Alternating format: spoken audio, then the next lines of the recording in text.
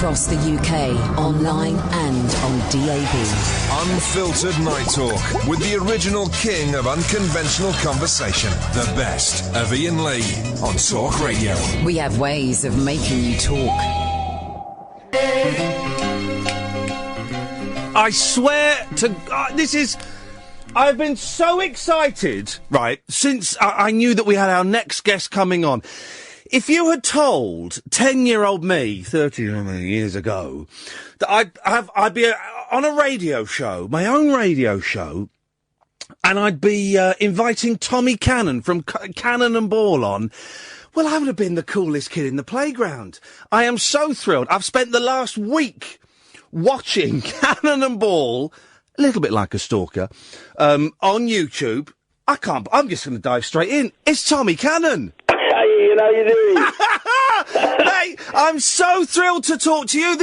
Honestly, this is a dream come true, Tom. Oh, fantastic, mate. It's lovely to talk to you. I've got to be honest, right? When you followed me on Twitter, @TheTommyCannon, right, yeah. and we had a little private message, and I invited you on, and you said, I'd love to come on. I thought, that's a bit too easy. No. So I went to your website and I emailed the young lady that runs your website and I said, I've got this bloke on Twitter pretending to be Tommy Cannon. And she went, oh, no, that really is him. So, how are you doing, man? You all right? Yeah, I'm great, mate. Yeah, smash it. I have been watching, you've seen I've been tweeting loads of your stuff. I think it's hard for anybody under the age of, let's say, 30, 35, to remember just how big you two were on TV in the 70s and the 80s. Yeah, I mean, it's one of those things, I mean, even now, you know, we do panto and mums and dads come and they bring the children and stuff and, you know, 7 and 8-year-olds are saying,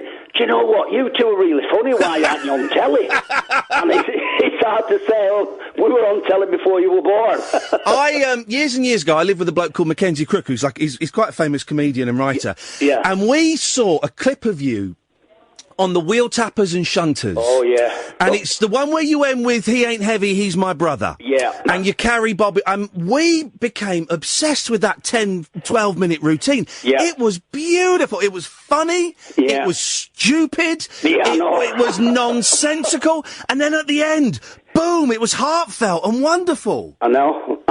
How did you come up with those acts? Did you, when you were doing the club? Well, let's go back to the beginning. How did you two first meet? Well, I met Bobby at a welding factory, which is no longer there now, but it was at Borden Trailers, and there were 500 men on the shop floor. Yeah. I went there and got a job, and I was waiting by the clock where all the lads clock in and sort of things, and I was stood there waiting to be assigned to a job, and suddenly Bobby came in, clocked in, he were about 10 minutes late, and he was the first person to speak to him out of 500 guys on the shop floor. Isn't that he funny? just said, hello, mate. He said, how you doing? I said, all right, pal, yeah, and that was it, and he'd gone. And it was, I don't know, I'm a great believer in fate. Yeah, and, yeah. you know, it was really strange because, you know, we carried on sort of, he was in the welding bay, I was a fitter welder, and we just sort of hit it off. And one day he just said to me, I'm singing at a working men's club, he said, this weekend. He said, do you want to come down? And I said, I will do. And you got to remember now, when he asked me the question of making a double act, I was absolutely shocked. Yeah. Because, you know, all I'd ever wanted to be all my life was a great footballer or a great cricket player or something to do with sport. So you had no desire to get up on the stage? It wasn't something that was itching at you? He just asked and you thought, all right, I'll give it a go. No desire at all. The only time I ever sang was when we went to Blackpool years ago when we won a League Cup or something, amateur League Cup. We all went to Blackpool on this coach, which in them days took about 4 hours. Yeah. And, you know, if I'd had 2 or 3 pints, the lads would always say, come on, Tom, get up and give us a song. But I couldn't do it if I was stone cold sober. And you were, the first double act, have I got this right? You were just singers? You two were just straight singers? We sang for about, before we even went into comedy, we sang for about 12, 13 years. Wow. Yeah, and then the only reason we went on to comedy was the fact that we were in a working men's club and we'd done our show, and there was a comedian on with us, and we go into the committee room to pay us, and he's counting out the money, and he's 1, 2, 3, 4, 5, 6, 7, 8, 9, 10 pounds to the comedian, and we got 6. And there were 2 of us. And so I said to the comedian after when we were coming out, I said, hey, how come you got more money than us? I said, there's 2 of us. He said, you do comedy, Tommy. He said, you get more money. Oh, beautiful. And that was it. We started to turn to comedy. So after 12 years, and what, it was working men's clubs, I guess, with the places you're playing? It were pubs first, and then it were working men's clubs. And then it was, what can I say? Then the nightclubs came into, in the 70s, the nightclubs were an absolute boom because you could work 53 weeks a year. There were that many nightclubs. And then at the end of the 70s, it was like somebody switched the lights off. Yeah. All the nightclubs closed down and they all became discos. Who are your comedy heroes, Tom? Who do you look up to? Well, comedy heroes, for me, were all... Funny enough, it's strange, isn't it? But they were all double acts. Yeah. Like, I can go back with Lola Nardi, Bud Abbott and Lou Costello. Yeah. All these greats. I mean, I loved Eric and Ernie. It was a strange thing with me. I remember going and seeing Lola Nardi sat on an orange box in a cinema and paid 2 tuppence to get in. And here's the joy, Tom, right? I grew up watching Laurel and Hardy. Yeah. I've got 2 boys who are 7 and 5. Yeah. They love Laurel and Hardy. Some of those films are nearly, they're 100 years old. Yeah. And that stuff doesn't age at all, does it? It doesn't. It doesn't age because it's family entertainment. Yeah. That's why it doesn't age. We have fans now from when we were there. They know grandmas and granddads. Yeah. And they're still coming to see us. I was with a chap last night who was an ex-policeman, lovely fella. We had a couple of beers together, and he said, Tommy, he said, I came to see you and Bobby, he said, in Bournemouth, he said. I said, blimey, that's years back. He said, I'll tell you how long it was. He said, 1977. I went, oh, man, I don't believe it. Because me and Bobby have been together now 54 years. Blimey. I mean, it's incredible, isn't it? Yeah. How did you... how quickly? Because I've been watching loads of clips over the past week or so from like the early 70s right through to the the 80s and 90s. Yeah. How quickly did you establish that relationship? I tell you what, because there's an even earlier Wheel Tappers and Shunters. You can see the relationship, but it's not as well defined and developed. The 2 characters aren't as well defined as it would become a bit later on. Yeah, I mean, the thing was, we were looking, for quite a while doing the comedy, we were looking for a character for Bobby, because even when I worked with Bob, he was funny. Yeah. And it's what you call, he's got funny bones. And so he said, look, I'm going to wear a baggy suit, and I have to tell you, at one time, he used to stand up with the punters coming in the club. Yeah, oh, really? Him, you see, because we weren't on telly. And he used to say to him, mate, I'm coming to see my mate, he's a big star, he's a singer. Oh, so he'd sit in the audience for the whole thing until you came on? Yeah. Oh, fantastic. Yeah. And then he used to come from the audience with a camera around his neck. Hey, can I take a picture, Tommy? I love Tommy, he's my hero. And that's how it started to form, this friendship thing, It was, I have to tell you, Ian, the amount of times that I've been battered over the head with a woman's brolly or a woman's handbag, I can't tell you. We were in St. Peter's Square, and we were doing a song called Let Your Braces Dangle. And this woman was looking at me with hatred, and I'm singing this song, and I'm thinking, wonder what's wrong with her.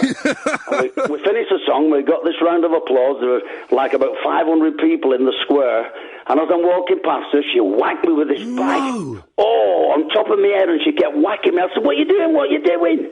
She said, I hate you, you're a horrible person, you're always bullying Bobby. And I said, no, listen, love, it's an act. It's an act? Yeah, I don't mean it. I don't mean to, And so, them sort of things have gone on. I think I'm the only act that's been hated for 54 years. Well, there's a few I could name, but I won't. When did the huge break happen? When did you suddenly get the LWT series, the ITV series? Funnily enough, the LWT series, there was a man by the name of David Bell, who's now died, God bless him. Yeah. And David Bell, we went up into Scotland to do some, we did a theatre show, that was it, and there was a big Scottish star on the show. He was massive in Scotland, but he never came down to England. Yeah. So he's on the bill, and Bobby, and we're on supporting him. So we go on, and this chap is stood in the corridor as we come off, going back to the dressing room. And he stood there and he said, "Very nice, boys." And that's all he said to us, last we've seen of him. Through the years, we'd had Michael Grade come looking at us and always the same now. Yeah, they're good, but they're not ready yet. Yeah. And we auditioned in the Prince of Wales Theatre in London for Michael Grade in the bar with a guy on a piano for the Sacha Distel show. And we got the same reply again. Yes, they're very good, but Sacha Distel comes from the audience, so no, we can't use them. It was all those sort of things, but we didn't realise that Michael had also been to nightclubs unknowns to us. Right, okay. Snuck in. Sort of keeping an eye on us. Yeah. And then we got a contract with LWT, and would you believe the man we met in Scotland years back was the head of Light Entertainment. Was he really? David Bell. How funny. Yeah, and he helped us tremendous because, as you can well imagine, in cabaret and in clubs, you're all over the stage, you know, because you're trying to grab the audience because they're drinking and they're eating. Oh, of course, you've got to work hard. And so when we went into television, with such a lot to learn, because we had marks to walk to. Yeah. And we've never had marks to walk to, and we had to stay on them because of the cameras. And it was a really weird experience. David Bell made it happen for us. I did a series at that building about 15 years ago. They just announced today they're selling that building, the LWT building. Yes. Getting rid of it. Yeah. So much history in there. Oh, there's so much history, I can't tell you. And of course, in them days as well, you had the same crew. Yeah, of course. Week in, week out, same makeup girls. It were like a massive family. And of course, things have changed now. Everybody works for themselves, you know. I tell you what surprised me watching some of the old sketches. How long they go on for. Yeah, I know. Because now, thanks, I guess, to the Far Show, if a sketch is more than 90 seconds, it feels like it's dragging. I watched that, I remember this as a kid, and I remember the punchline, and I remember rolling on the floor in hysterics, and even my old man went, "Yeah, that was good, that was." And that was good, that was. The invisible snooker table. Oh, mate, and it's 9 minutes long. I know it is, but do you notice when the snooker show's all over, and Steve is stood at the side of us, and we're taking a bow, right? Yeah. Look at it again, because he stood there taking a bow, still holding the invisible cue. It's incredible.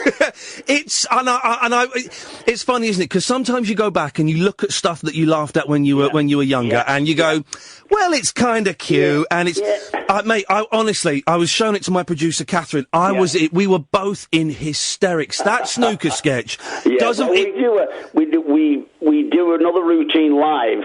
And I take Bobby on at table tennis. And in a live show. Already it's funny. Yeah, it's funny. It's so funny. Yeah.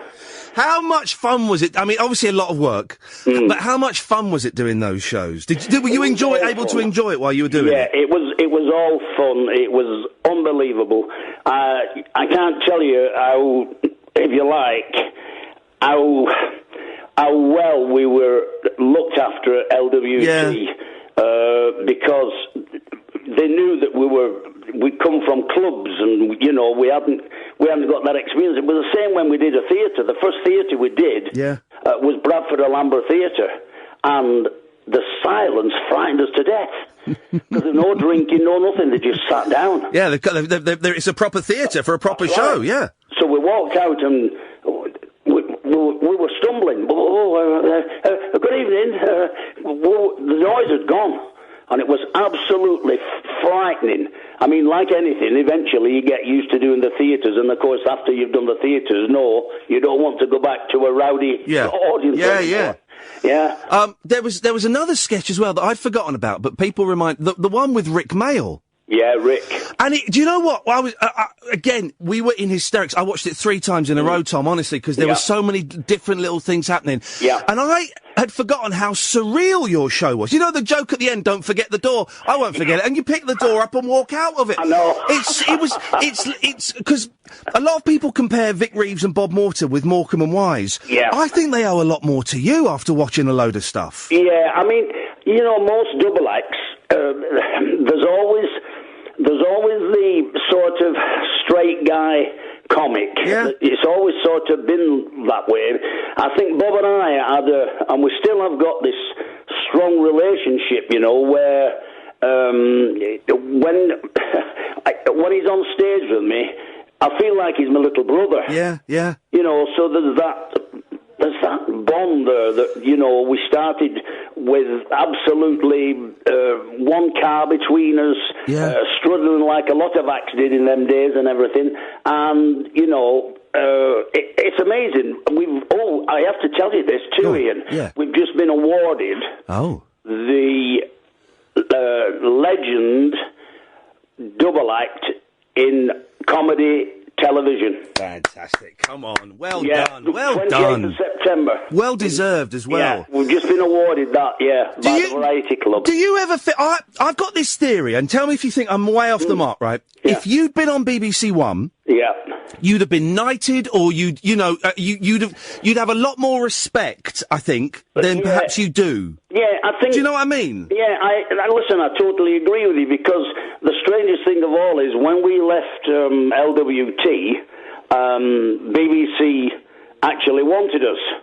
And whatever went on between management and whatever, we don't really know, because we went to Yorkshire Television from LWT and started doing sort of, I don't know, we started doing things that we weren't known for. We did a situation comedy and I don't know. You did a game show as well or something, didn't you? We did a game show, which, once again, it was a really weird time, a really difficult time. And then, of course, Yorkshire Television started to close down. Yeah. So there's not a lot done from Yorkshire Television anymore. But, I mean, we've had a fantastic career, you know. I was only saying to Bob, it was Bob that rang me up only yesterday or the day before and said, we've been awarded Legendary Comics of TV. I said, oh, fantastic. That's unbelievable. So, and to get it while you're still alive, Tom, as well. Exactly. That's the bonus. You normally get those things when you've stuffed it. You're not wrong. I've got... what was funny about watching these clips, right, is...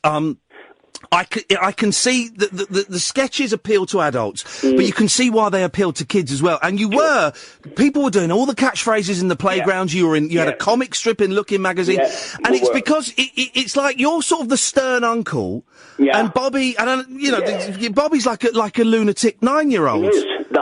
That's exactly it. Yeah, I mean, you know, when I don't think we realised that just, you know, in them days, and I don't think you do, because we were in a daze. I mean, we used to do, like, we'd do a Christmas pantomime, then we'd do a spring tour, then we'd do a 20-odd week summer season, and in between that we'd probably do a summer special on TV. Yeah. We'd do a Christmas special, summer season, autumn tour, back into pantomime, and we did that for about 12 years. Yeah. Oh, it's relentless and exhausting. It was, but when I think back, it was so good. It was so good, you know, we enjoyed it. I couldn't tell you. At that time, I don't think we could have had a better job. It was brilliant. I've got a soft spot for The Boys in Blue as well. The movie. If I remember correctly, it didn't do as well as perhaps you would have wanted it to. No, I suppose Boys in Blue was a Will Hayes movie, and it was recommended to us, and we were shown it, and we said, well, come on, let's do it. Let's give it a go.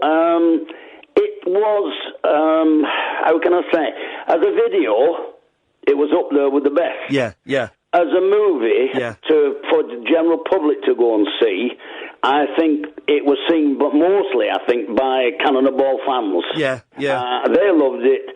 And I have to tell you, I play it now and again, and I put it on, and I think to myself, when I see it, I think, do you know, it weren't that bad. No, it's not. I was watching it tonight. Bad. There were some good bits, and I mean, the actors that we had with us, they were legendary. You got John Pertwee in there, you got Roy Kinnear, Suzanne Danielle.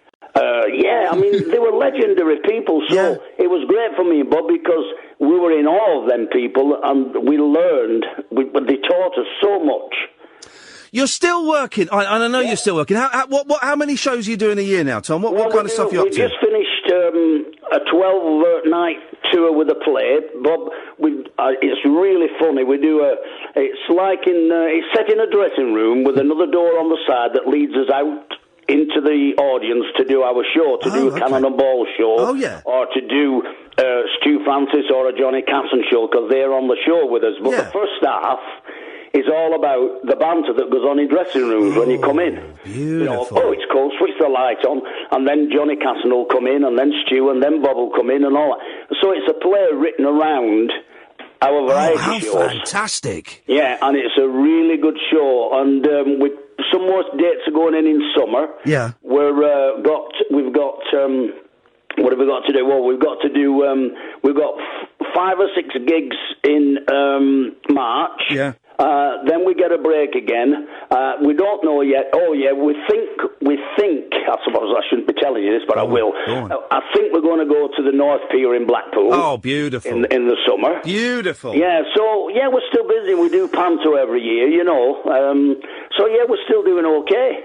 I've got to tell you, man, when I said that you were coming on the show... Yeah. We had the biggest response out of any of the guests I've had. The affection that is out there for you, and I'm sure you're aware of it. But I just want you to know, because we don't tell. I don't think we tell our kind of heroes and our comedians how much we love them. The affection that is out there for you, Tom, and for Bobby, it is absolutely overwhelming. Yeah, well, you know, I get a lot of followers on Twitter, you know, saying we're going to start a campaign to get you back on telly, and I think it's absolutely lovely. If only, listen, I did a minor TV show years ago, and people say to me, "Why don't you go back on TV?" And I think, "Oh yeah, it's that easy. I'll phone up Channel 4 tomorrow and remind." It don't work like that, unfortunately, does it? Because it doesn't.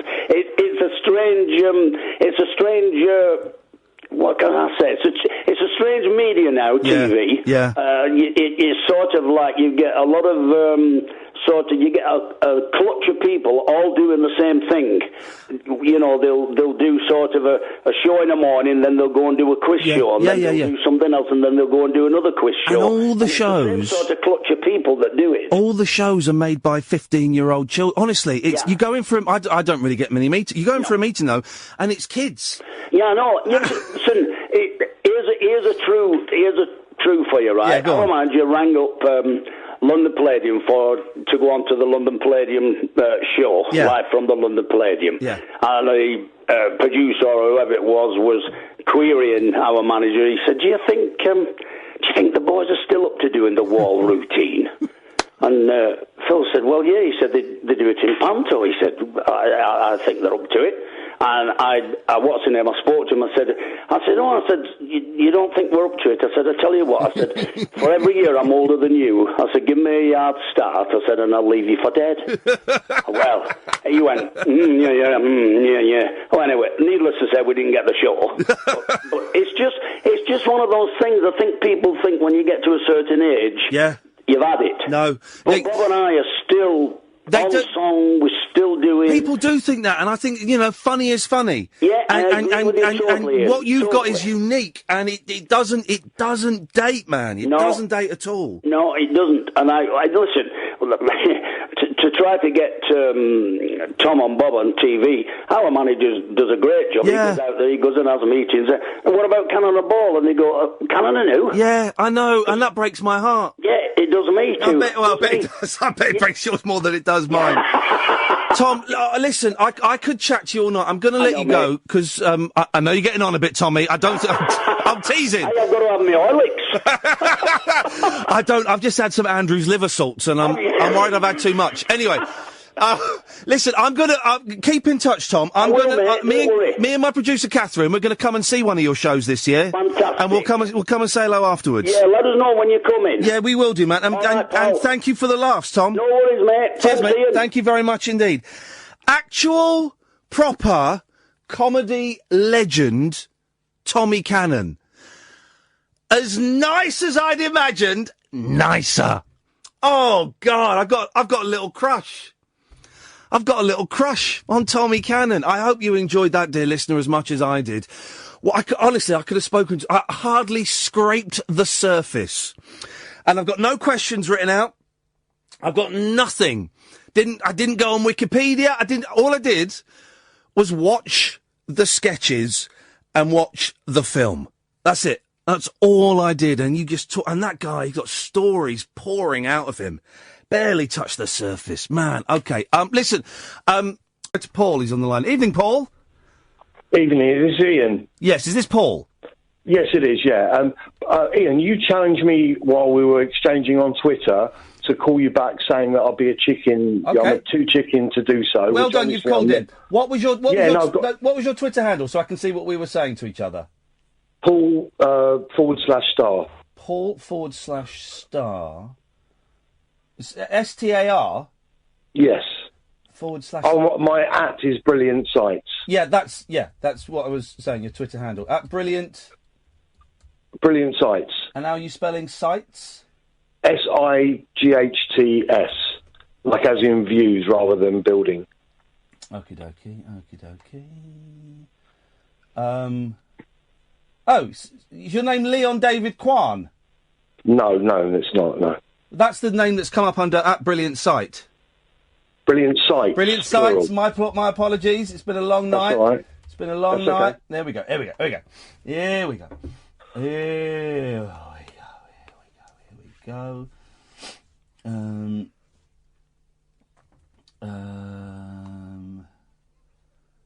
Right, hang on a second. I'm just trying to find out. Okay, right, yeah. You happy using the word libtard? I am, yes. Do you know what libtard means? It is a derogatory term which is a coinage of two words. Give me the two words. It's a merging of the words liberal and retard. Are you happy with the word retard? Listen. What does no. Answer the question. What does retard mean? Retard is someone who is, well, to be honest, I'd have to probably get the dictionary to be... It's a derogatory term for people who are handicapped or mentally ill. It's a word that we don't really use anymore because it's a really mean, nasty word. It belittles people who have got birth defects. It's a horrible, horrible word. But you're happy to use that? In this case, yeah, because we're not so politically correct. No, but there's political correctness, and then there's just being offensive for the sake of it. You're happy to mock. I've had a boss call me retard, and the next day he's called me a brilliant man. I don't care if you were called a retard or not, because I'm imagining you're not disabled or you haven't got disabled kids. Is that right? Well, I'm awaiting heart surgery, but I'm hoping No, Paul. You know what I mean. Clever, but not clever enough, buddy. So you're not. So you're going to let me talk? I'm going to let you talk, Paul. But I just want to go through this bit by bit. We've got an hour and 15 minutes if you want it, Paul. So there's no rush. I just want to say, because you called me a libtard, and I just want to check the mettle of the man. Okay, that you are happy, and it's not political correctness that we politely don't use the word retard.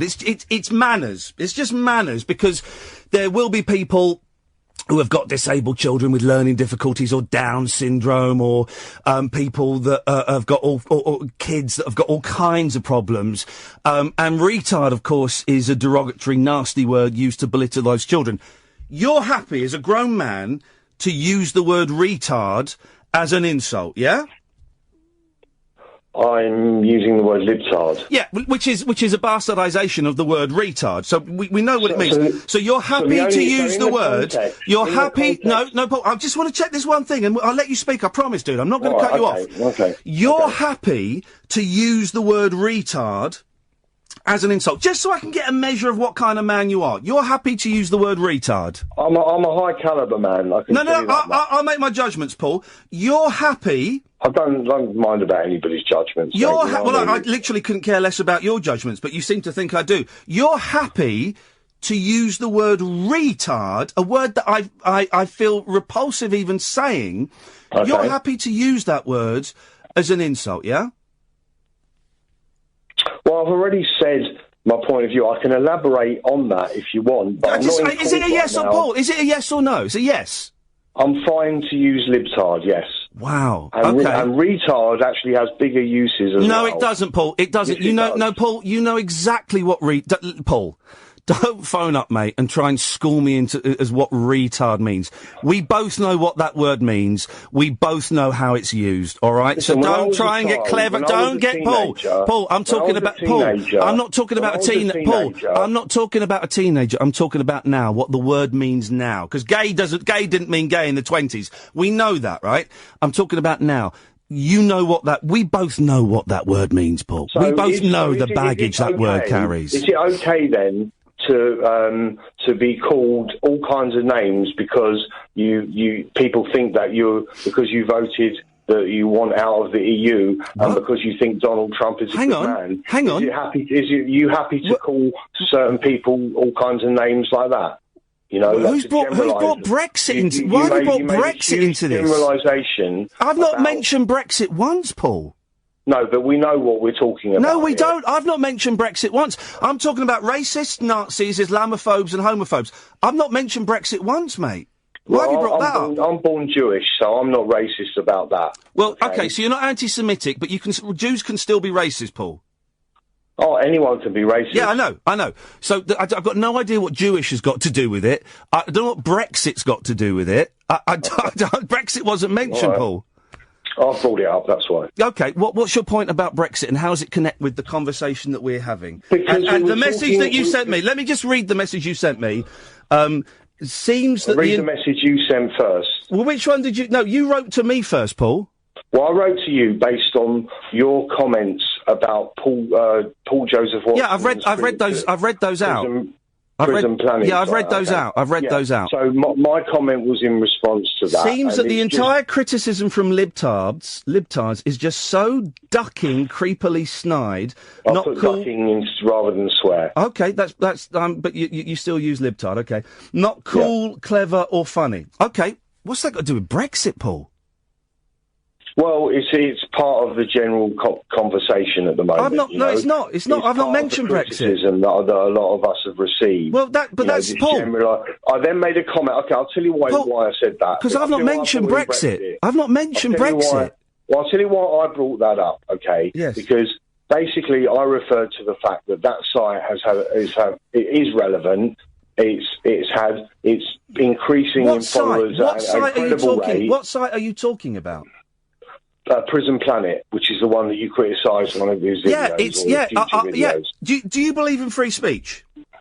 Yes, of course. Then the bloke that runs it is a Nazi, and everybody that follows it is a racist. Free speech. I'm allowed to say that. No. You're allowed to say I'm allowed to say that. Or is the snowflake going to get upset? Is the snowflake going to get upset because people were calling in names about Brexit, and I didn't even mention Brexit? You're such a poor little snowflake. Part of the general communication. I've not mentioned Brexit. You're such a poor little snowflake, Paul. Oh, here we go. So you're criticising me as a person. Free speech. It's free speech, Paul. It's free speech. Yeah, you guys support it. Right. You guys support it. You're going to let me speak a little bit. I have tried. I don't have to, but go on. You speak. Go on. You speak, snowflake. I mean, at the end of the day, you made a comment about Prison Planet's video about depression. Yeah, it's dangerous. Very good point. No, he didn't. His video about depression.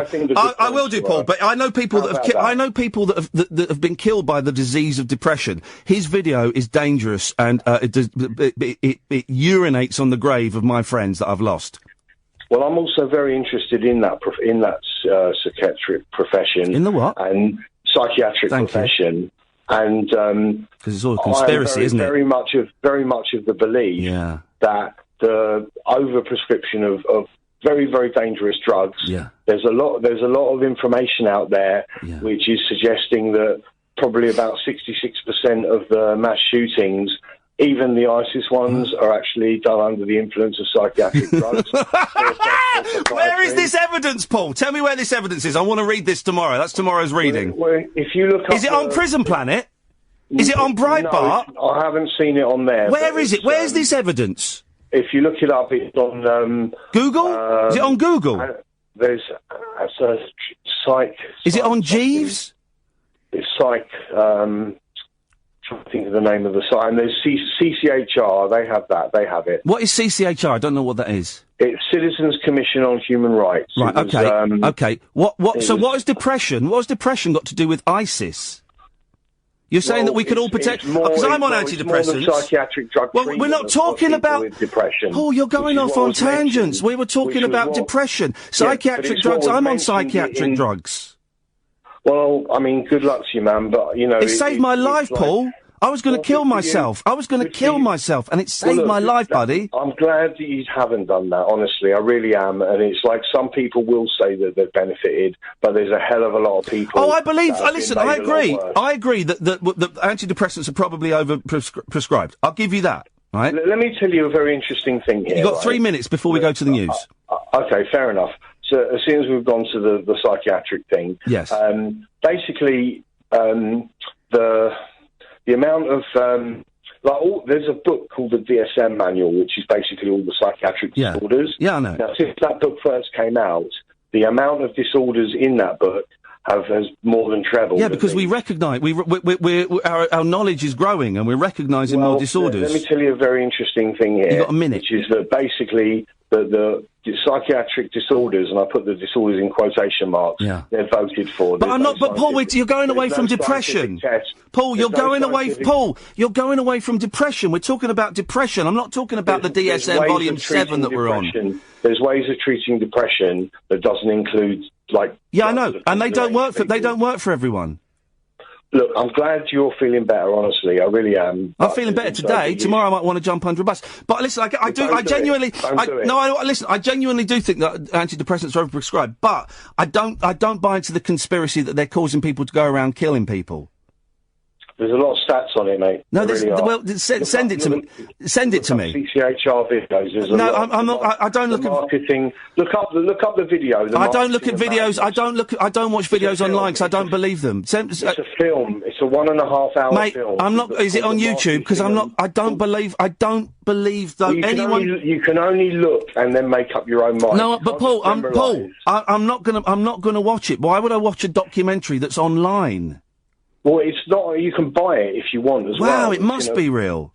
Listen, listen, Paul. You can only look for yourself. Paul, listen, we've got to go. Yeah. You phoned up, and I respect you for that totally. I hope you'll phone up again.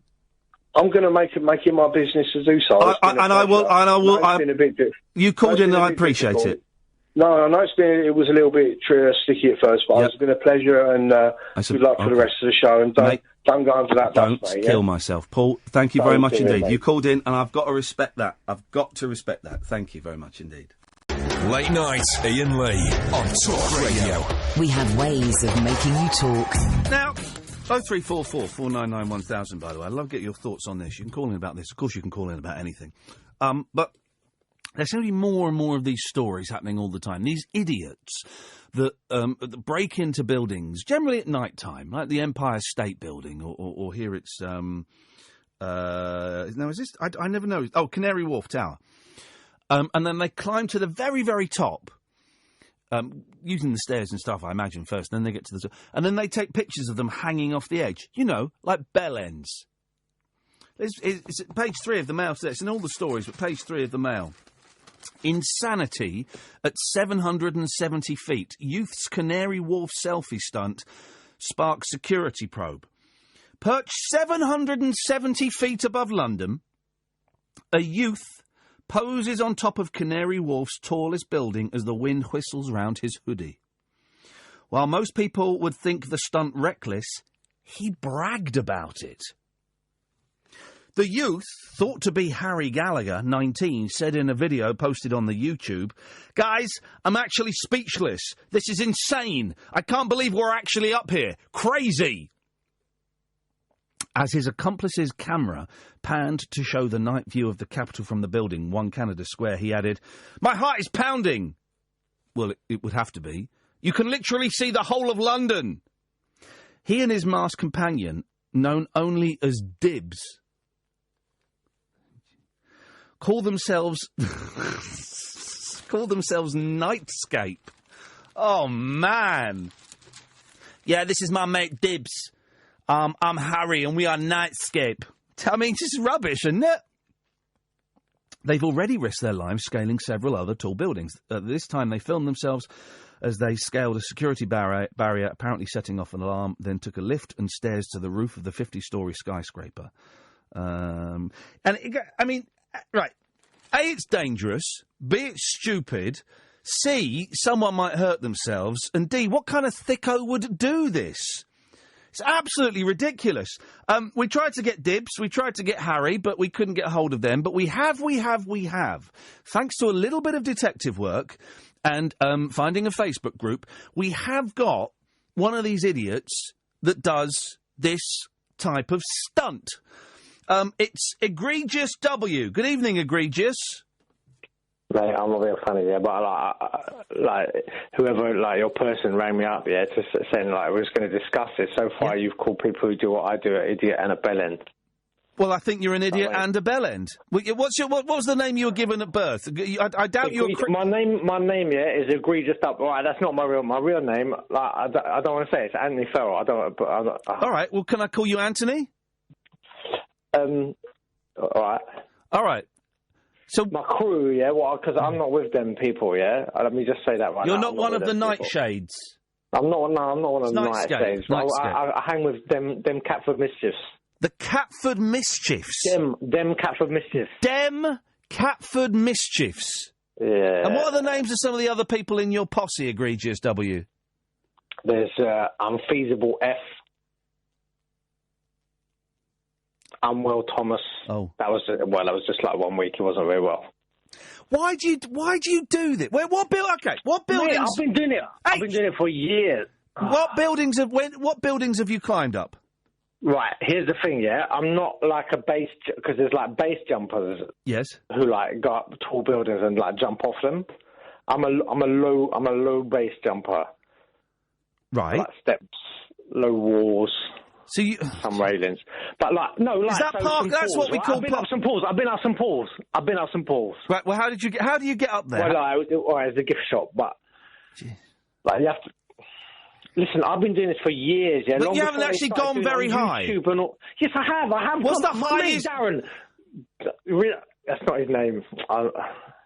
His name's Darren. Brizzle. Darren. It's called Darren. What is the highest? Darren, last week, yeah? Yes. He took me up the Shard. And do you know what? I quite liked it. Anyone ever taken you up the Shard? I love it. I have not been taken up the Shard. I'll take you up the Shard any time. I've got videos on High 8, bruv. I've been doing this for untold time. What's the thrill, Egregious? What's the buzz at doing this, at being so stupid? I'll tell you what it is, yeah? It's the danger. Yeah. So, and it's like a rush. Yeah. So you get, addicted to the danger. It's like driving too fast or eating old hummus. Just the rush of the danger. You could kill yourself, you know that. And also, I've got kids. Mate, listen, shut up. Last week. Shut up and listen to me. I've got kids, right? And my kids will see this kind of stuff, and they might think that it's cool to climb up these buildings and stuff and jump off. And I don't want... prepared to do the initiation, they can join them Catford Mischiefs. I don't want them joining them Catford Mischiefs. Is this guy for real? This is the biggest idiot I've ever spoken to. And I've spoken to Nigel from Maidstone. I don't want them joining them Catford Mischiefs. Mate. You're out of control. What is wrong with you? I'm not out of control. You're the one shrieking. Do you not really? Nice and calm, having a nice. You? Yeah, you're probably stoned. I'm not stoned. You sound stoned. It's a small room. Do you not realise that you're putting your life at risk? And supposing you fell off a building and fell onto someone, like a blind man with a guide dog, you would kill both of them. I would use because I've thought about that. If I fell off a building, yeah, and there was a blind person there or whatever, underneath. Yes. Or better, yeah, because you haven't thought this through as much as I have, a deaf person who couldn't hear me shout and look out, mate, I'm above, look up here. because it's at night. A deaf man and his blind wife and their guide dog. About this, no, because I wear quite a loose fitting hoodie, what I can spread like a flying squirrel. Heck, this guy is nuts. And I can, no, because I'm not going to fly. That isn't going to work. Deflect away from the flying you weather. think that by wearing like a hoodie with wings, you can steer yourself away from a deaf person? Yes, like I'm not talking about flying like rocket. I'm talking about like 3 or 4 foot. Oh God! Have you ever been arrested, Egregious? Mate, I've been arrested all the time. All the police know me. Everyone knows me. The bloke at Greg's knows me. Everyone knows who I am. Right. So, what happens when you get? What happened the last time you got arrested? They said, "Hello, what are you doing up here?" And I was like, "Nothing. Like, it's just my own business." And then it was like, "Right, you're nicked." I'm like, "How's that even fair?" And then they just, like, put a little... I had to go and, like, clean out drains and that for a week. Which actually wasn't that bad. I think you're an idiot. I think you're an idiot, mate. Because here's the thing, right? Everyone wants the attention now, right? And do you know who I blame for this? Stampy Longhead. Who the hell is Stampy? Who the hell is Stampy? On YouTube. He does Minecraft videos on YouTube. You don't even know. I don't know who Stampy Longhead is. He's made like £1 million. Has he made this up? No, go and look it up on YouTube, right? He makes YouTube videos of him playing Minecraft, right? And he's made like £1 million off of running around on buildings, and they're not even real buildings. Oh no, fair play. Stampy so Longhead what is the point of that? Stampy Longhead is a real person.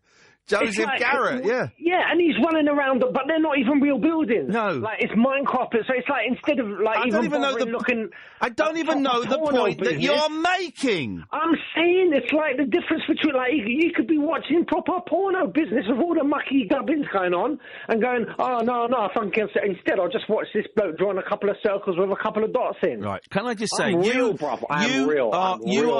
You are everything that is wrong with this country at the moment. You are egregious, mate. You are broke. What does egregious mean? It's like a small owl. Right, get him off. Cut him off. He's an idiot. He's gone. Right, sorry about that. Hang on a second. Hang on, before you cut him off.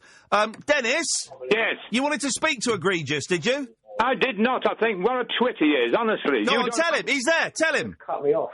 You don't half a track some rubbish, don't you? Bloody hell. Dennis, egregious, you're still on. I'm egregious. Hang on. Egregious. Who is this? Egregious. Yeah, who is this talking to me now? Who are you? A 92-year-old crackpot who wouldn't jump off a building. He was only 2'6". Honestly, you're absolutely... That'd be wicked. You're balmy. Listen, mate, I'll customise out your Zimmer frame and I'll trick it out. But no, I'm sorry, you're either drunk or a crackpot. Mate, I'm not a drunk crackpot one throwing around all the insult. I've been polite and respectful to you idiots. I'm not being polite to you because you're an idiot. You don't be polite to idiots. You tell them they're idiots. Blah, blah, blah, blah, blah. That's how you sound, mate. I can't help that. I know, you don't, but you don't. Right, egregious. Dennis is 92 years old, mate. Bit of respect. He didn't serve in the war. He was chickened out. But a bit of respect for him, okay? Chickened out? I served in the war, you idiot. I was in the Navy. How many Germans did you kill? I didn't kill any of them. Exactly. No. Right. You haven't killed anybody, and you have you? Oh, good. I haven't killed nobody. Right, okay. Dennis, final word to you. Yes, what do you want? No. Final word to me, I'm sorry, this fella is either drunk or a crackpot, one of the two. All right, egregious. You're either drunk or a crackpot. You're certainly everything that's wrong with this country. You're a disgrace. Your parents... What does your mum and dad think of this? Oh, mate, my mum and dad, they come along sometimes. How'd you like that? Cut him off, Kath. I don't want to talk to that idiot. Cut him off. Get rid of him. Absolute idiot. Idiot. He's everything that's wrong. He's everything that's wrong with this country. It is everything that is wrong with this country. He's broken Britain. He's an idiot. It's shameful that people like that even exist. It's disgusting that they think they've got the right to climb up our public buildings, and also they're public for members of the public. I told you to cut him off. My screen's not working. Oh, shrieking now. You've lost it, mate. I've not lost nothing, mate. Do you know what you sound like? Can I just say? Do you know what you sound like? You've lost you sound like a supply teacher, mate. Right. And you sound like a knob. Ah, now you definitely sound like a supply teacher. Now you said, well, you... Right, my screen doesn't work. I can't... If you're a real man. I can't... If you're a real man. All right, then, you're a fucking shit. Fair enough. I can't cut him off. My screen doesn't work. I can't cut him off. Nice, you lost it. Will someone cut this idiot off? He lost it. The bloke. You're going to have to put the phone down, Egregious. You're going to have to put the phone down because my screen doesn't work. He's gone. Right, ads. Late night, Iain Lee on Talk Radio. We have ways of making you talk.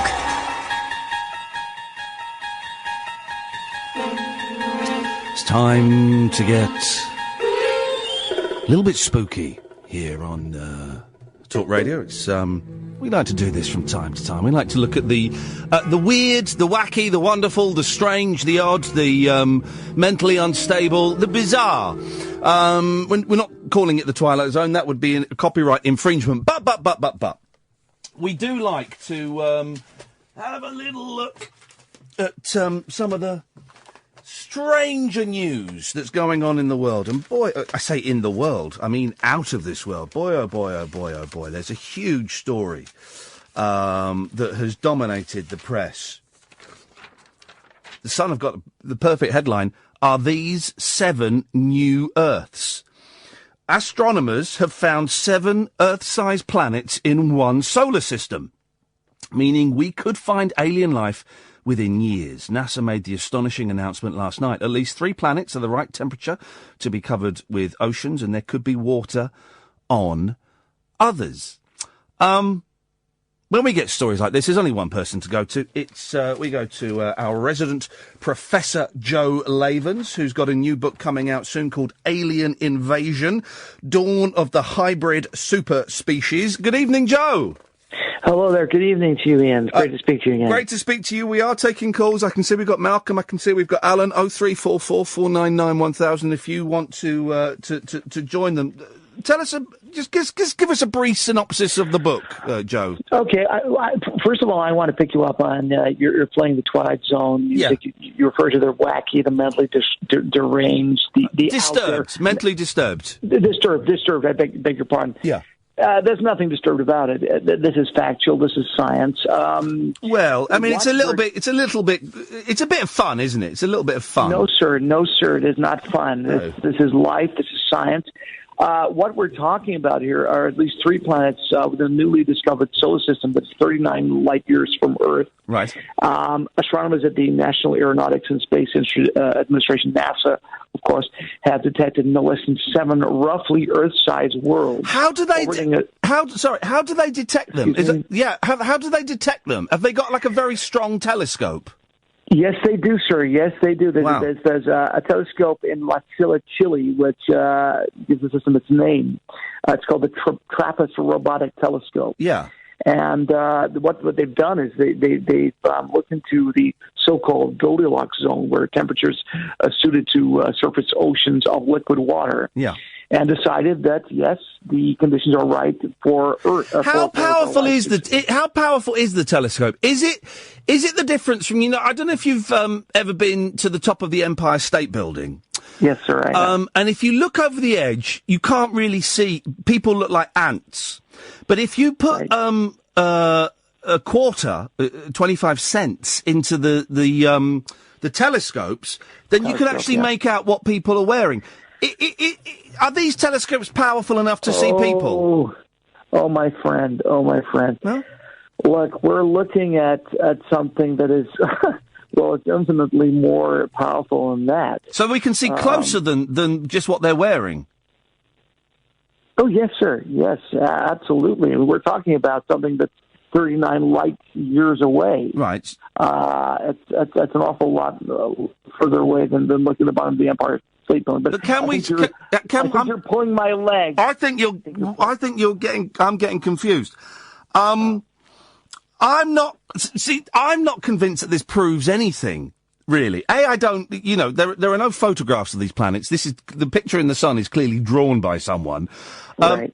And B, we don't know this exists. There's a big campaign at the moment, isn't there, about fake news and the mainstream media lying to us. Yes, sir. And I would suggest that this is just fake news. It distracts us from what's going on in our own pathetic lives. If you're prepared to read my book, Alien Invasion: Dawn of the Hybrid Superspecies, you'll find out that far from this being fantasy, far from this being fake news, as I believe you call it, it's very clear what's happened. Alien came, did it with a monkey, and what we have now is human beings.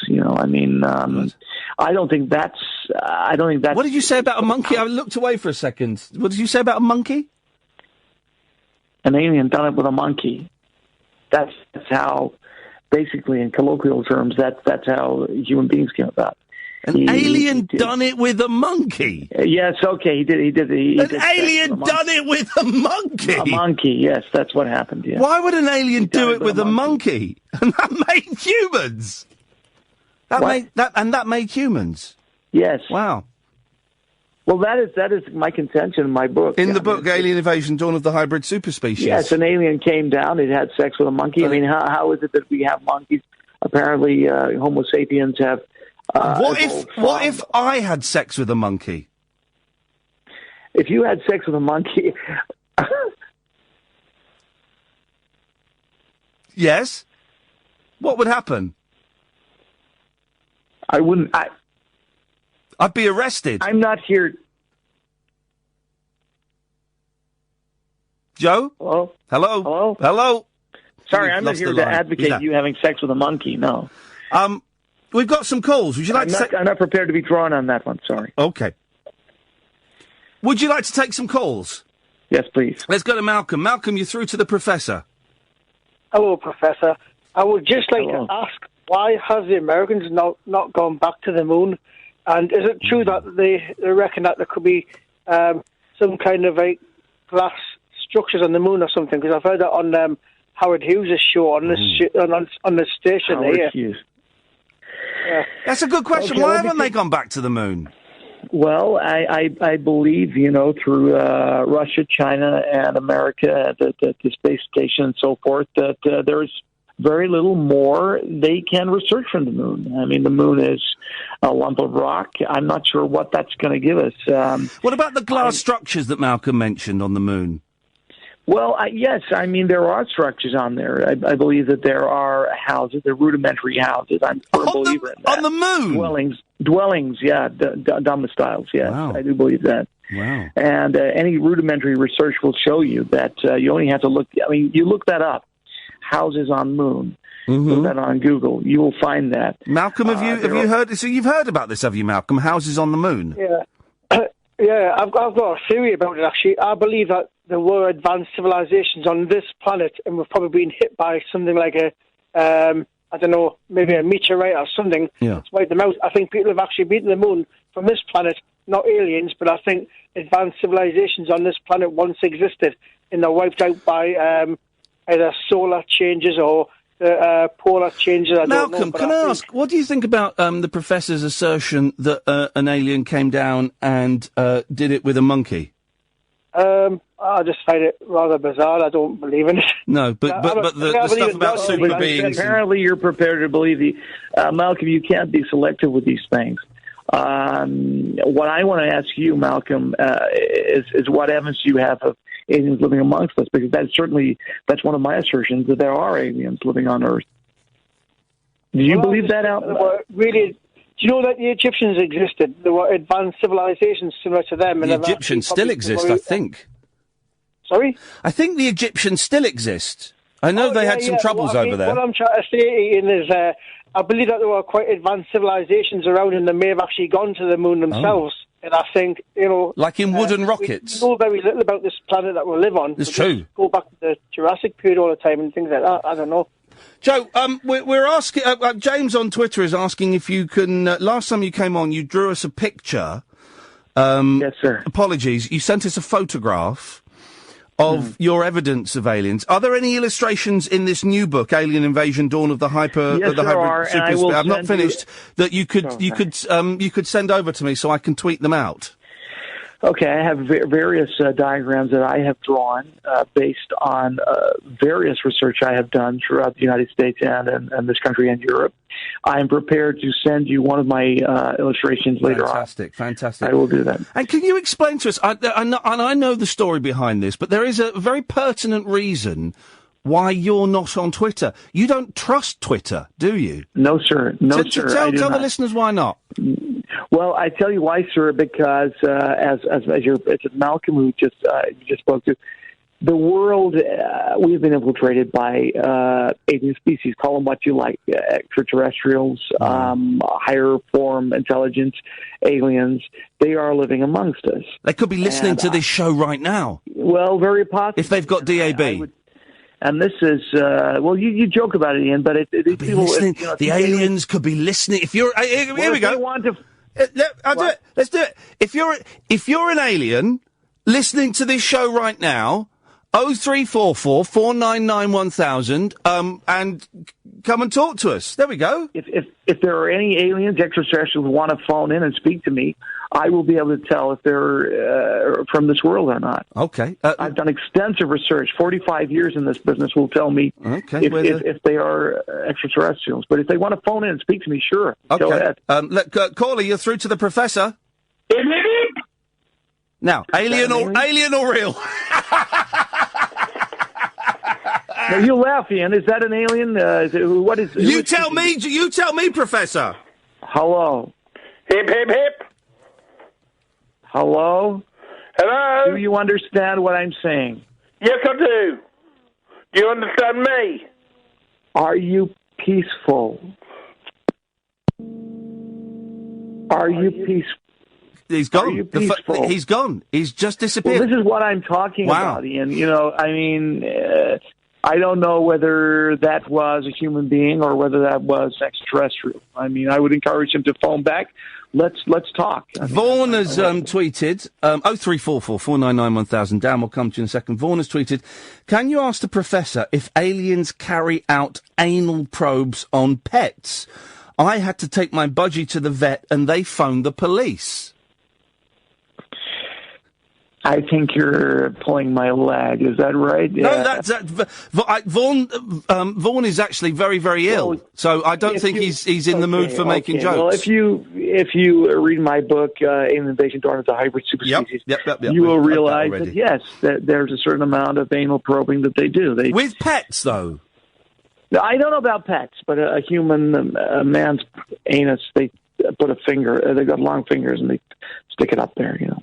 What do they do that for? What do they get out of it apart from smelly fingers? Well, temperature. They can take blood samples. They can fecal samples. These are all things that the aliens like. To us, it's appalling. Perhaps someone wants to. Well, I don't go as far as saying appalling, Joe. Some people, it might be a bit of fun. Not with a long finger. Look, listen, they got long fingers. We're going where we don't want to go. Dan, you're through to the professor. Hi, Professor Labia. Professor Labia? What did you call me? Professor Levens. Yes, I heard you the first time. You're going to be silly about it. Hi. Well, I've got some questions for you, Professor. I've been following your career, and it's been quite an interesting talk tonight. Okay.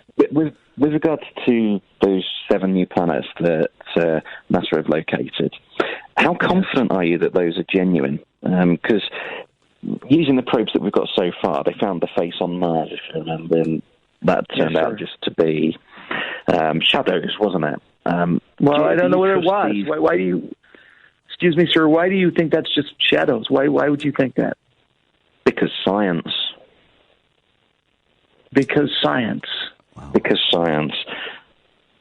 I mean, you're a scientist yourself, aren't you? Yes, sir. Yes, I am. I hope I'm not speaking out of turn. It's a little bit rude, Dan.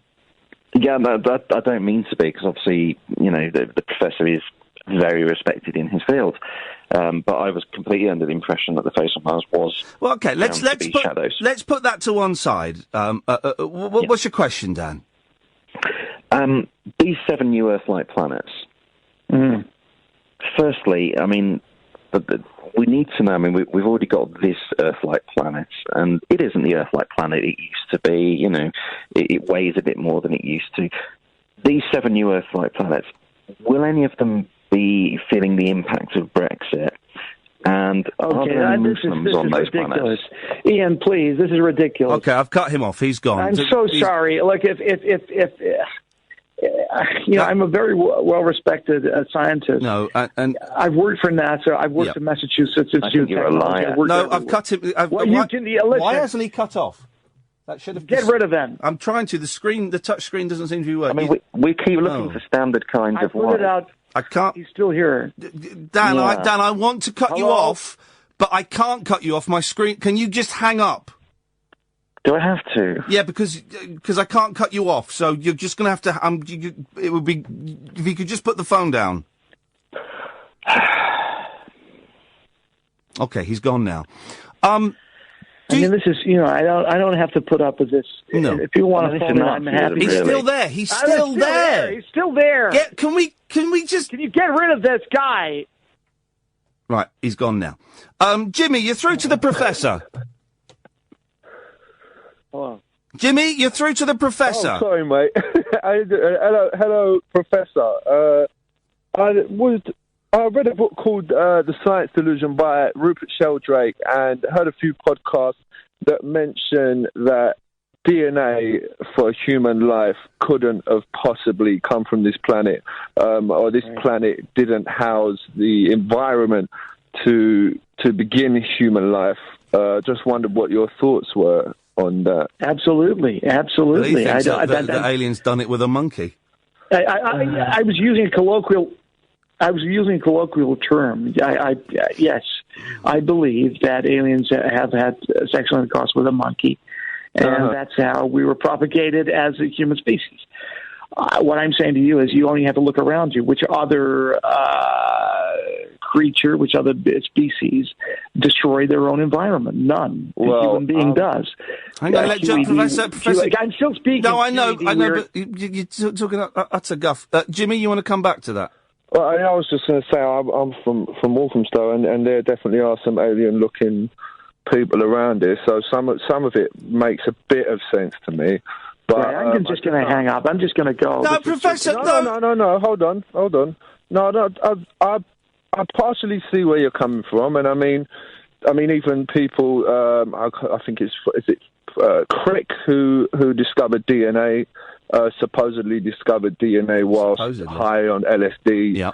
And you know, some crazy ideas have come from people. So you're asking, does the professor do drugs? No, I'm asking the professor. Is that what you're asking? Do you trust these people and their previous their previous theories? And do you apart from believing that alien had sex with a monkey, do you actually genuinely believe that we are not from here originally? Yes, I do. I believe. How do you explain? Are you drinking? No, I'm not. Are you on LSD, Jimmy?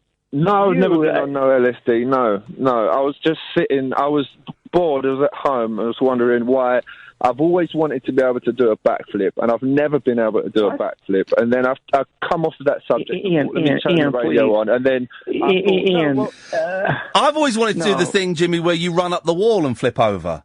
See, stuff like that. An alien can do that. An alien can do that. Hang on a minute, Professor. This is interesting. Have you ever tried to do it, Jimmy? Because I've tried to do the running up the wall thing, but I bottle it just as I approach the wall. See, that's exactly what I've done. All those people, hang on, Professor, those people that can just stand there, and then they just jump up and they flip over and land on their feet again. Exactly. Now, I see that kind of stuff. Maybe the professor could see, Professor, I can't have you... speak about that. No, I don't tell you how to run up the wall. No. What are you, nuts? What about ninjas? Because ninjas do some pretty crazy stuff that could be... Ninjas are nuts, man. There's stuff they can do. Nothing to do with it. Ninjas have nothing to do with extraterrestrials. They're human beings. Yeah, but they're human beings that came from extraterrestrials. So do you... And a monkey. What you're saying. So, do you believe that the extraterrestrials have left some skills here that maybe some people like possibly like the wall? Are you saying? Hang on a minute, Professor. Just to bring it back on point, are you suggesting that Jackie Chan is an alien? No. That's kind of what I was. Chinaman. So how do you explain the skills of ninjas when you're saying that aliens had sex with monkeys? Monkeys are super agile. Aliens are super nuts with the kind of skills they got. Put that together. I'm not saying Chinamen are aliens. I'm not because if you were suggesting that Chinamen were aliens, that would Chinamen are not aliens. That could be perceived as racism. And I'm not saying Chinamen are aliens or racism. I'm just saying what would you say on Earth that we could look at? Let's say, I don't know, ninjas, people that can backflip, people. What about I saw on the American Record Breakers a lady that could make her eyes pop out. Exactly. Right, is she an alien? I've seen it. She was on You Be Framed as well. Yeah, she was. Is she? So who's closest then? Who here? What can we see here? Because when I see a ninja, I think that's from somewhere else. Yeah. Right? I am telling you. Listen to me. Please listen to me. Because I've tried. I'm sorry, but I've tried to be. Please listen to me. So long. Listen to me. Chinamen or ninjas are not aliens. Okay. Japanese. I'm telling you now there are aliens listening. If they want to phone in and tell me what their skills are. No aliens have called in so far. We don't know that. We don't know that first one who phoned in. Caddick. It's 50. You know him? He phones in from time to time, but okay. You know, I thought sometimes he might have been. I guess we've got another call coming through. We'll take that, and then let's just go to this now. Brian, you're through to the Professor. Hello. Can you hear me? Hello, Professor. I want to ask you a couple of questions. Number one, what qualifications have you got to say that you're a scientist? And B, do you believe in God? Because I believe in God, and I believe that God created everything. Number one, first, then B. I'll ask question number one first, then question B second. Okay. Okay. Well, I have worked for the Massachusetts Institute for Technology. I've worked for NASA. He's got certificates. He's got certificates. I've been trying to. I'm wondering, do you have a master's degree or a? Yes, I do have a master's degree from Pennsylvania University. Yes, I do. All right. What's your point? I was just asking. That was all. I just wondered if you were bona fide scientists. That was all. Where's that accent? Is that? Where are you from? Want to tell me where you're from? I'm from Middlesbrough, mate. I'm Teesside. Okay. Sorry. Yeah. And question B, Brian. What was question B again? Out of the question B. I was asking him what his views were on the existence of God. Wow. Because I believe in God. Okay. Oh, the God complex. Look,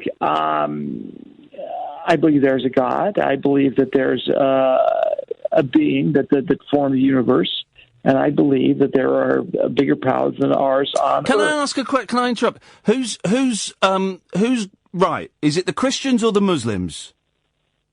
Is that a question to me? That's Brian. Who do you think's right? The Christians or the Muslims? Well, the thing is, Muslims have got their God, Allah. Christians have got their God, haven't they? Huh? So I suppose everybody, depending on what religion you are, have got your own view. Your God, Brian, your own God is. Brian, if your God had a fight with Allah, who do you think would win? Well, I don't know. To me, it's probably the same God, isn't it? Oh. If the creator of everything, it'll be one God, but obviously in different parts of different nations around the world, different gods. What I'm trying to say is Jesus came to the West, from Israel and whatever, yes. from the Middle East, and then obviously they've got their own messiahs in different parts of the world, haven't they? Joe, would you like to say anything? We're getting a few more calls. Me? Yes, Joe. You want to talk to me? Yeah, I'm talking to you. I'm not going to get involved with this. I'm not nuts. You think I'm going to get involved with this? Okay, Brian, thanks for your call. Let's go to... For God's sake, who are these people who listen to you? It's Martin... Have a serious conversation, please. Let's go to Martin Sweetheart in Huddersfield. Good evening, Martin. That's right, darling. I've got a lot of beliefs in these things, but I'd like to ask him, I mean, because I had an encounter with God 25 years ago, and he put this with God himself. I might be on crack, but he put this like a dot in the eye, and I'm wondering, does he think that an angel for a world has X-Men? In X-Men, there's a person... All right, listen, can I just interrupt? I don't know what one word you've just said. Okay, I did not understand one word you just said. Right, calm down, Professor. Martin's slower. Just hold on. Martin's talking about... something in your eye? What? Yeah. Let me ask you a question then. What do you know about 0-point field? Excellent question. 0-point fields. What do you know about what you're talking about? You've never heard of the 0-point field? I can't understand what you're saying. The 0-point field. Because you're a professor. Now, 0-point field, scientists say that is the source in the universe in which all things come from.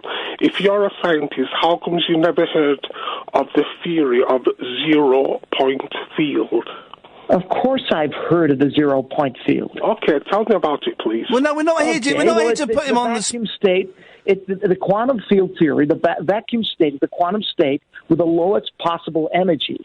It contains no physical particles. That's the energy of the ground state.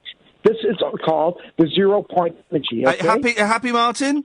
No, I'm not, because what I'd like to also say, right, because, you see, darling, my surname's Gabriel, and I had an encounter with God 25 years ago. Okay, we're not with Martin. With respect, my God's sake, we're kind of slightly going off on a tangent. The professor is here to talk about his book, Alien Invasion: Dawn of the Hybrid Superspecies. Yeah, I mean, I saw a UFO when I was 10 years old. Here we go. We're back in. Yes, now you're talking. Now you're talking. Go on. Boom. I saw a UFO when I was 10 years old. Now, this UFO had a symbol at the bottom of it. When I was 25 years old, I found a pebble, a white pebble, and on the pebble it had the same symbol of the UFO. It had a key drawn on it and a triangle. Now, Jesus in the Bible said he would give certain members a white pebble, and on that pebble something written that no one knows except the person receiving it. Now, this symbol at the bottom of this UFO, Going to hurry you up to a question, Martin, please. Yeah, okay. What was the symbol? Tell me, man. What was the symbol? What was on it? The symbol is like a Pisces, like a H symbol. And I've seen a program about UFOs recently, and there was a UFO on there exactly with the same symbol. It's like a H. I've got to push you to a question, Martin. Okay, my question is, don't be too hepped up. You're hepped up. The question I'm asking is, do you believe that these aliens in X-Men, the film, that these aliens come with a gift, like the people in X-Men have one has a certain gift for one talent, and another one has a... Like one can sort of slow down time, can't they? Yeah, and the Wolverine, of course, is an X-Men, and he's got sideburns and knives instead of fingers. Yeah, and there's one who can what's the word I'm looking for? He can make himself become a point of energy. Isn't there one that point himself up? Isn't there one that can jack off quicker than anybody else? Yeah, I mean, there's one who can dematerialize and appear somewhere else. Yeah. Now, this dot that I have in my eye... Please get to the question, Martin, because I want to get Kai in before we let the professor go. I'm asking the question... Okay, it's taking 10 minutes. Quick. Okay, right, the question What is the question? What would you like? What power would you like mankind to have now? Joe, Professor, if you were a member of the X-Men, which one would you like to be? Jacking off. Okay. We've got time for one more call. Let's go to Kai. Good evening, Kai. Good evening. Kai, you're through to the professor. What would you like to ask? Do you understand me? I'm just yes, I do, yes. Hello. Are you from this world? Yes, I am from this world, UK. You could be lying. I don't know. Okay, let's go. Kai, what's your question to the professor? Because we're all keen for him to put the phone down and send us a picture of an alien. I know an alien film, right? It's called E.T. Yes. Yes. Have you ever seen that? Ian, I think... Have you ever seen E.T.? Answer the question, Professor. Did you cry? E.T. Yes, I did, and that's a lovely way to finish it. Kai, I hope that answers your question, Kai. Waste of my time and yours. Okay, does that answer your question, Kai? And did you enjoy it? Did you enjoy E.T.? Yes, I did. Thank you, sir. That's great, Kai. Kai, does that answer your 2 questions? Yes, it does, yeah. Thank you very much. Did you cry, Kai? I cried a lot, like this.